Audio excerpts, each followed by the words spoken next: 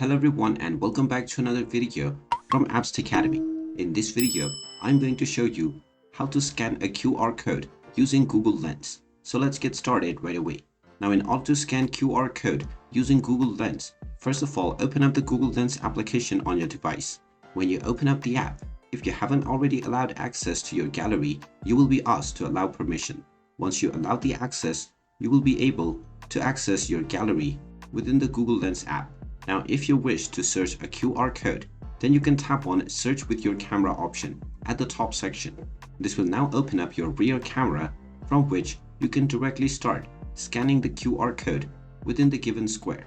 Once you scan your QR code, you can simply tap on the search button and you will be guided to the link or the page that the QR code redirects to. And there you have it. That is how easy it is to scan a QR code using Google Lens. If you find this video helpful, make sure you hit that like button and subscribe to our channel if you haven't done so already.